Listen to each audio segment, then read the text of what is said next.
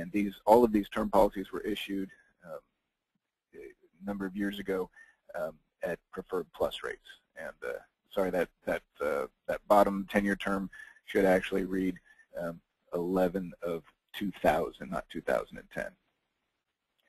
So this first policy was issued in 1999.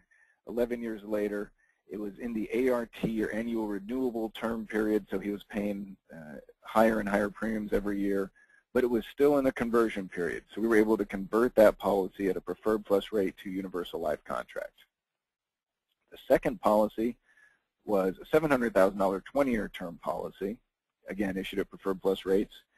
The conversion and term period don't actually expire for another 8 years, so we kept that as term policy at the preferred plus rates, and we made notes in our system to contact both the client and the advisor in about 8 years, because this is, again, very valuable coverage to be able to lock in this preferred plus rate. And as I said, this third one was actually 2010, or actually 2000. The conversion and level term period was expiring in November of 2010, and so that was sort of the catalyst that started the review of all these policies about what to do with these, because this one was truly coming to the end of the term period and the conversion period, and this one was also converted to universal life at a preferred plus rate.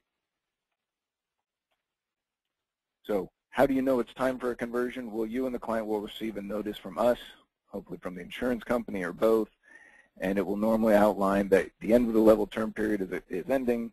The new rates will be increasing to this, or you may be able to convert to permanent coverage. What we'll do is if you as the advisor or the clients call us back and say we'd like to talk about that, we'd look at either if you're still healthy, would you apply for a new term or permanent life insurance policy?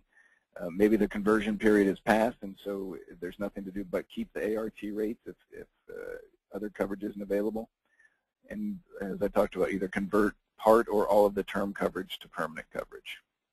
It's very simple. A conversion policy basically requires a very short application, an illustration for what new policy you would like, and a premium check. An advisor asks a question. Second question, or maybe my third question, how do you replace a high-cost policy with a low-cost one? And so what I took this to mean was, what is the process? We never want to actually have a gap in coverage, and so we'll have at this point an expensive term policy. Either it's an expensive contract, or maybe the client's lost weight, he or she stopped smoking. So we apply for the new term policy, get an offer, put that in place with premium, get a notice that the policy is active, and then go back and cancel the old term policy. Never want to have a lapse in coverage, and from our standpoint, we never want to assume that somebody is going to be a super preferred, because things do come up in medical records, things aren't disclosed. So we want to have that new policy active before we surrender the old one. And with term, they may be able to call the old insurance company if they paid a full years of premium and surrender 6 months in, then get a return of unused premium on that existing policy. If we're replacing an expensive permanent policy and what they really need is term life insurance, very similar. Apply for the new term policy and get it put in place, and then once that's in force, surrender the existing permanent life insurance policy and use those cash values, if there are any, for other goals like retirement planning, paying down mortgage, college savings, etc. The second option